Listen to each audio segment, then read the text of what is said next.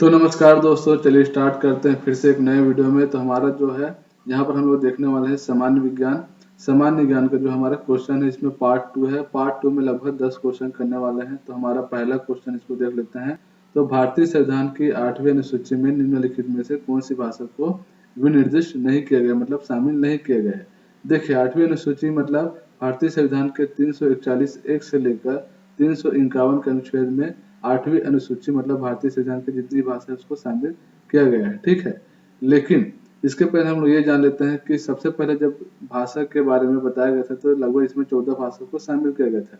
लेकिन 1967 में क्या किया गया, सिंधी भाषा को शामिल किया गया, ठीक है। अब 1992 में लगभग 3 भाषाओं को शामिल किया गया, फिर 2004 में 3 भाषाओं को शामिल किया गया।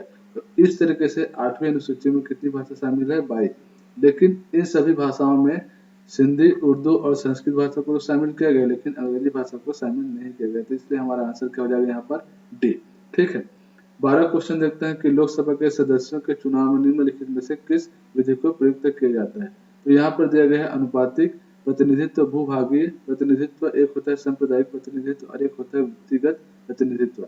देखिए, अनुपातिक का मतलब होता है जिसमें राष्ट्रपति का चुनाव होता है, और सांप्रदायिक प्रतिनिधित्व का मतलब होता है कि अलग अलग जितने भी कास्ट होंगे, जिस जाति के लोग होंगे, उसके आधार पर जब वो एक इंडिविजुअल जो है उस एरिया में खड़े होकर उसका प्रतिनिधित्व करते हैं तो उसको सांप्रदायिक प्रतिनिधित्व कहते हैं। तो लोकसभा के सदस्यों का जो चुनाव होता है वो भूभागीय प्रतिनिधित्व के आधार पर होता है। तो इसलिए हमारा आंसर क्या हो जाएगा यहाँ पर, बी सही हो जाएगा। अब देखते हैं 13 क्वेश्चन। तो निम्नलिखित राज्यों में कौन सा राज्य है जो भारत का पहला भाषा राज्य होने का सम्मान प्राप्त है, मतलब भाषा के आधार पर बनाया जाने वाला कौन सा राज्य है। तो यहाँ पर तमिलनाडु है, पंजाब है, पश्चिम बंगाल है और जो है आंध्र प्रदेश है। तो आंध्र प्रदेश मतलब डी ऑप्शन है हमारा यहाँ पर सही हो जाता है, ठीक है। अब देखते हैं यहाँ पर 14 क्वेश्चन। 14 क्वेश्चन क्या बोला गया है कि निम्नलिखित में से भारत में तल छट को प्रवाहित करने वाली प्रमुख नदी नहीं है। मतलब तल छट को प्रवाहित, मतलब तल छट का मतलब होता है कि जितने भी सीमेंट, कंकड़, पत्थर या रॉक होंगे उन सारे चीजों को बहाकर ले जाने वाली नदियां कौन सी है। तो इनमें जो है प्रमुख मतलब जो मेन नदी नहीं है, मेन नदी में कौन शामिल है, गंगा नदी जो है मेन नदी है। और जो है ब्रह्मपुत्र नदी भी शामिल है तट छट को प्रभावित करने वाली, लेकिन मेन नदी में शामिल नहीं है। तो इसलिए हमारा जो आंसर हो जाएगा यहाँ पर ए, गंगा जो है प्रमुख नदी है, ठीक है। 15 क्वेश्चन देखते हैं कि केंद्र सरकार किसकी सिफारिशों के आधार पर भारत के समेकित निधि को राज्यों की सहायता प्रदान करता है। मतलब क्या करेगा, जब केंद्र सरकार को जब राज्यों को कोई वृत्ति बांटना है या पैसा बांटना होगा तो किसकी सिफारिश करेगा, वित्त आयोग की सिफारिश करेगा।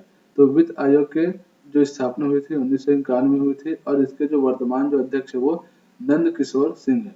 नंद किशोर सिंह क्या है, इसके वर्तमान अध्यक्ष है, ठीक है।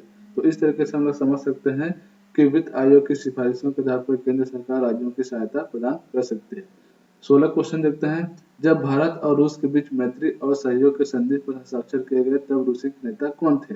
जब भारत और रूस के बीच जब मैत्री संबंध स्थापित किए जा रहे थे तो उस समय जो हमारा जो रूसी नेता था वो कौन था, यूरी एंड्रोपोव दिया है, मिखाइल गोर्बाचोव दिया है, निकिता खुचेव दिया है और लियोनिड ब्रेजनेव दिया है। तो ये हमारा पास जो आंसर है वो क्या है, ए, यूरी एंड्रोपोव जो हमारा आंसर सही हो जाएगा, ठीक है।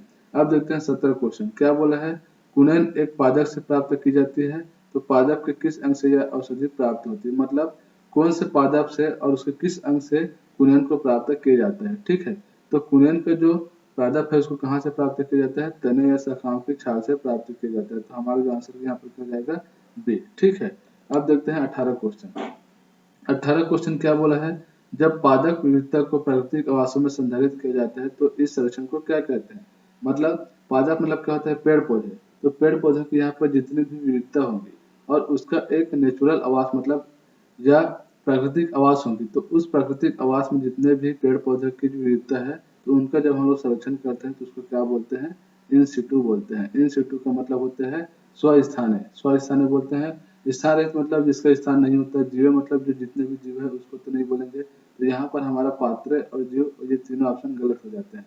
तो इन सिटू मतलब स्वस्थान को हम लोग क्या बोलते हैं, स्वस्थान में इसको संरक्षित किया जाता है, ठीक है। 19 क्वेश्चन पढ़ते हैं कि आदमी के कंठ के किस भाग को अवटु धर्म या एडम पेम्पल कहा जाता है। एडम पेम्पल का मतलब जब हम लोग देखते हैं कि इंसानों के गले के नीचे, गले के पास एक छोटा सा उभार वाला जो चीज दिखाई देता है उसको एडम एप्पल बोला जाता है। तो इस भाग को क्या कहते हैं, तो इसको श्वसनी नहीं बोलेंगे, क्रिप्राइट उपस्थि नहीं बोलेंगे, कंठ नहीं बोलेंगे, इसको क्या बोलेंगे, थायराइड उपास्थि या थायराइड कलेक्टर बोलेंगे। ठीक है, तो यहाँ पर जो थायराइड उपास्थि का हो जाएगा एडम पेम्पल। ठीक, अब देखते हैं 20वां क्वेश्चन। मार्क्सवादी भौतिकवादी किसके विचार से आया है? तो अपने पास जो आंसर है वो डार्विन, एंजिल, फ्यूअर, बेल और हेगल। ठीक है, तो हेगल जो हमारा सही आंसर हो जाएगा। मतलब मार्क्सवादी भौतिकवादी का जो विचार किसके सामने आया था? हेगल के पास आया था। तो इस तरीके से हम लोगों ने 10 क्वेश्चन देख लिया। तो आई होप ये वीडियो आप लोग को अच्छी लगी होगी। तो मिलते हैं नेक्स्ट वीडियो में नए क्वेश्चन के साथ। जय हिंद।